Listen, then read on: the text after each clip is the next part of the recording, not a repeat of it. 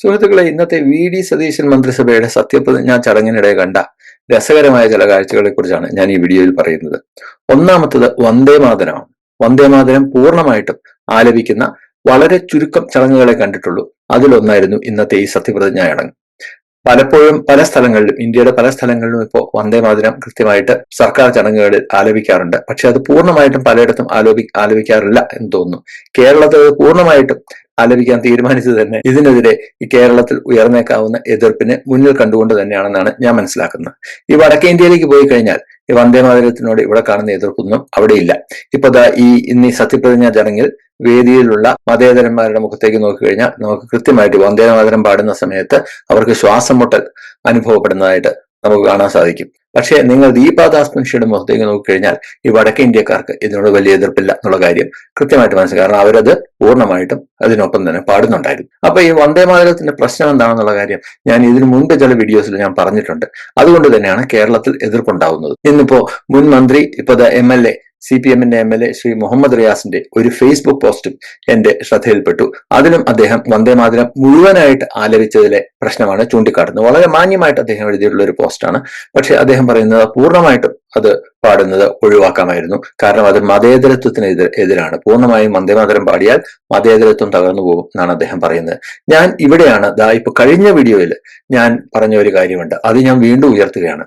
ഈ വടക്കുകിഴക്കൻ സംസ്ഥാനങ്ങളിലെ സത്യപ്രതിജ്ഞാ ചടങ്ങുകളിൽ അല്ലെങ്കിൽ സർക്കാർ ചടങ്ങുകൾ എല്ലാം ആരംഭിക്കുന്നത് ബൈബിൾ വായിച്ചിട്ടാണ്. ബൈബിൾ ഇന്ത്യയുടെ ദേശീയ പുസ്തകമാണോ? അല്ലല്ലോ. പിന്നെന്തുകൊണ്ടാണ് ബൈബിൾ വായനയോടുകൂടി അവിടുത്തെ ഈ സർക്കാർ ചടങ്ങുകൾ, മതേതര രാജ്യമായ ഇന്ത്യയിലെ സർക്കാർ ചടങ്ങുകൾ ആരംഭിക്കുന്നത്? നമ്മുടെ നാട്ടിലെ ക്രിസ്ത്യാനികൾ പലരും ഇതിനെക്കുറിച്ച് പറയും അത് ക്രിസ്ത്യൻ ഭൂരിപക്ഷ സംസ്ഥാനമാണ്, അവിടുത്തെ സംസ്കാരമാണ്, ആ സംസ്കാരത്തിന്റെ പ്രതീകം എന്നുള്ള രീതിയിലാണ് ബൈബിൾ വായിച്ചു തുടങ്ങുന്നത്.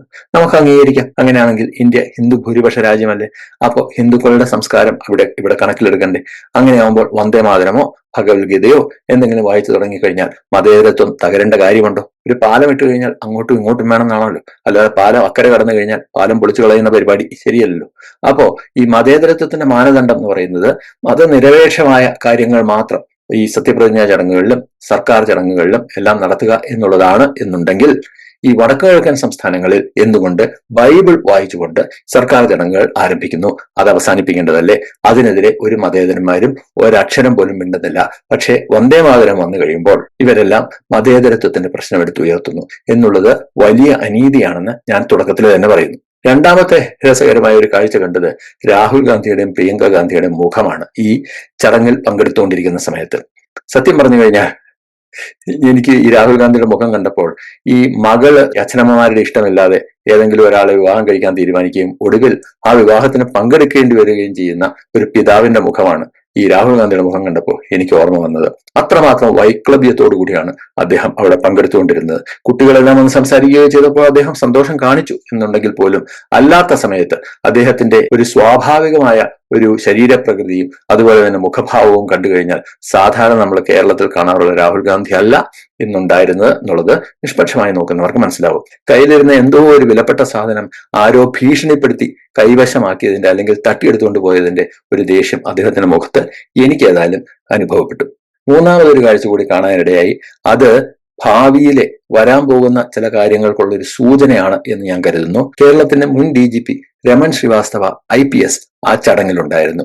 ഇത് കണ്ട ചിലരുടെ എങ്കിലും മുഖഭാവം ഞാൻ നേരത്തെ പറഞ്ഞ രാഹുൽ ഗാന്ധിയുടെ മുഖഭാവം പോലെ ആയി കാണും എന്നെനിക്കറിയാം. നമ്മളിവിടെ തെറ്റായ വായനയൊന്നും ഇവിടെ നടത്തേണ്ടതില്ലെന്ന് തോന്നുന്നു. കാരണം അദ്ദേഹം ഈ പുറത്തേക്ക് പോകുന്ന പിണറായി വിജയൻ സർക്കാരിലെ ഒരു പോലീസിന്റെ പ്രത്യേക ഉപദേഷ്ടാവായിരുന്നല്ലോ. അപ്പോൾ അതുകൊണ്ട് ഒരുപക്ഷെ അദ്ദേഹം പങ്കെടുത്തതായിരിക്കാം. പക്ഷേ രമൺ ശ്രീവാസ്തവയും പുതിയ ആഭ്യന്തരമന്ത്രി രമേശ് ചെന്നിത്തലയും തമ്മിലുള്ള അടുപ്പത്തെക്കുറിച്ചും നമ്മൾ മനസ്സിൽ വെച്ചേക്കേണ്ടതാണ്. ഏതായാലും വി.ഡി. സതീശൻ സർക്കാരിന് വിജയാശംസകൾ നേരുന്നു. Thank you. ജയ് ഹിന്ദ്.